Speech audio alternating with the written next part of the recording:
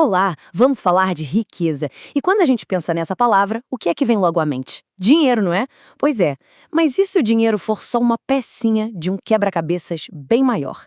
É isso. Nos próximos minutos, a gente vai desconstruir essa ideia e descobrir o que significa de verdade ser rico.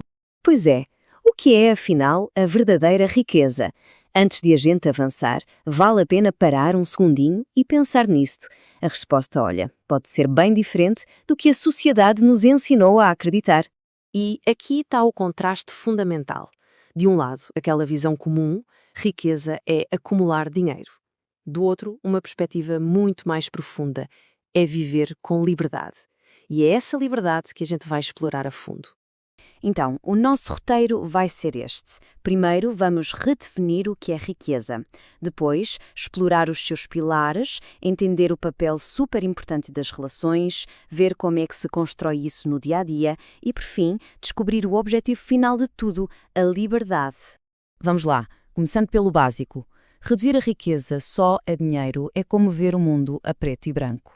A verdadeira riqueza, essa sim, é a cores.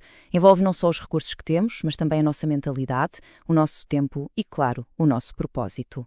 E por falar nisso, vamos mergulhar nos pilares. Quais são então os componentes essenciais que formam uma vida verdadeiramente rica? Olha só, são 6 pilares principais que sustentam essa riqueza total. E atenção, cada um deles é crucial e, como a gente vai ver, eles estão todos interligados. Vamos conhecer cada um? É isso. Tudo começa aqui, na mente. A riqueza mental é a base de tudo, a fundação. É a diferença entre pensar, eu nunca vou ter dinheiro, e pensar, o que é que eu posso aprender para melhorar a minha situação? Os resultados financeiros, sabe, não são sorte. São a colheita de decisões que foram plantadas ao longo do tempo. Claro que sim, a riqueza material importa, e muito. Mas pensa bem, de que adianta um balde cheio se ele estiver todo furado?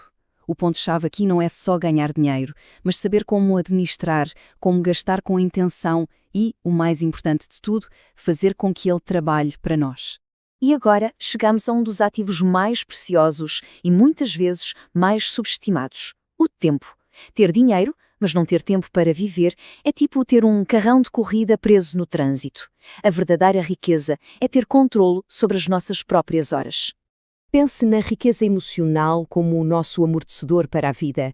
Sem ela, o dinheiro pode até virar uma fonte de ansiedade, de medo, em vez de segurança.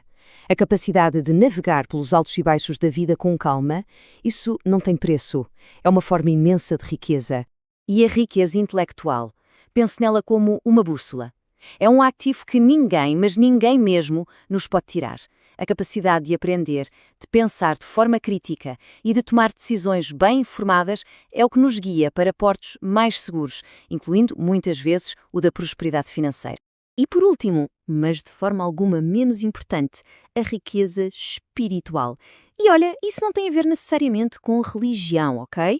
Tem a ver com ter um porquê bem claro na vida. É saber qual é a nossa missão, ter princípios que guiam as nossas ações, para muito além dos bens materiais. Bom, agora vamos falar de um tipo de riqueza que o dinheiro simplesmente não compra. A riqueza dos nossos relacionamentos. As nossas conexões com as pessoas, elas são a nossa rede de segurança e, ao mesmo tempo, o nosso trampolim. Conexões genuínas com a família, com os amigos, baseadas em confiança, são uma forma de riqueza absurdamente poderosa. Elas abrem portas, dão aquele apoio nos momentos difíceis e criam oportunidades que o dinheiro sozinho jamais conseguiria.